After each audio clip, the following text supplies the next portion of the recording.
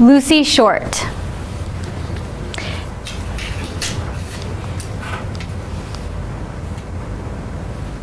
Take two. Okay, we're going to start over.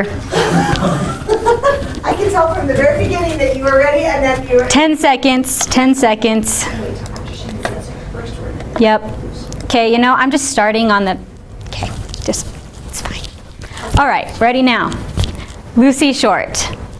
This one's late, but I'll bet when it blooms, it will be the most beautiful of all. Mulan lived in a world that she didn't want to be in. She felt insufficient and inadequate. She didn't have a purpose. When her father got called to fight the Huns, Mulan had two options: stay the way that she was, or disrupt herself and make a change. Mulan took action. She fought in her father's place. And although it was a risk, she grew in strength and wisdom because of her decision. She went on to save China and become a great hero. This wouldn't have been possible if Mulan hadn't been brave enough to disrupt herself and strong enough to change. Personal disruption is a powerful tool for creating change. Whitney Johnson, an innovation theorist and best-selling author, explains the importance of personal disruption. But what is personal disruption? How does it relate to personal growth? And why is it important to me? Whitney Johnson defines personal disruption as disturbing or interrupting your personal processes and replacing them with new processes, allowing growth to occur. It's about evaluating who you are and then recognizing who you have the potential to become, and then being brave enough to do whatever's necessary to become that person. In a religious sense, Johnson says it's jumping from who you are to who God wants you to be. You have so much potential, and the only thing holding you back is yourself. So how does personal disruption apply to growth? Disruption is all around our world. It creates innovation. Without disruption, growth doesn't occur. Look at how Netflix replaced Blockbusters, and Uber is replacing Taxi, and Amazon is replacing Walmart. Disruption propels our world forward, and it can propel your world too. What in your life can be replaced with something new? Pick a habit, pick a quality, and then be brave. It can be going out on more dates or joining a new club. It can be deciding to read your scriptures every day or choosing to exercise regularly. By allowing old processes to be replaced, you allow for growth to occur. So how does growth and personal disruption relate to growth in personal lives?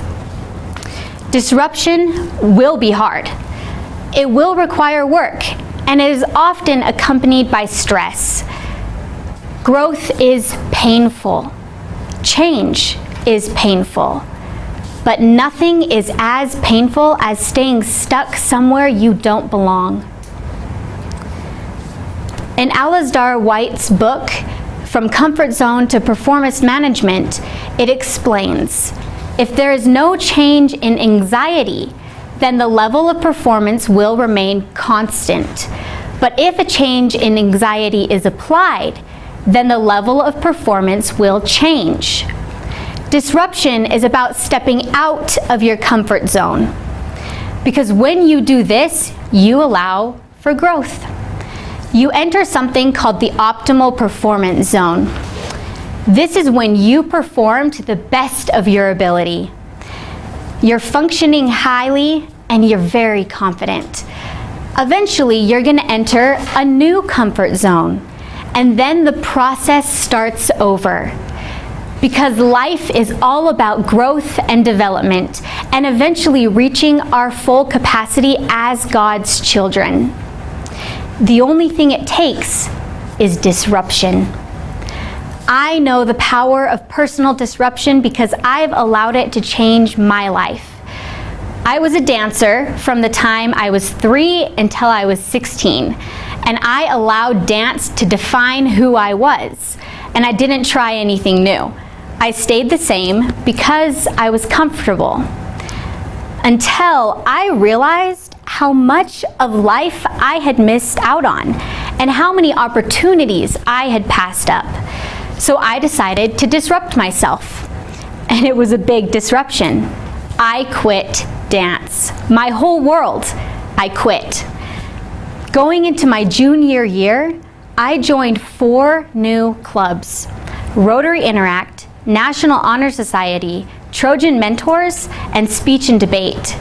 These clubs stretched me in ways I never thought possible, and I gained talents and abilities I didn't even know that I had.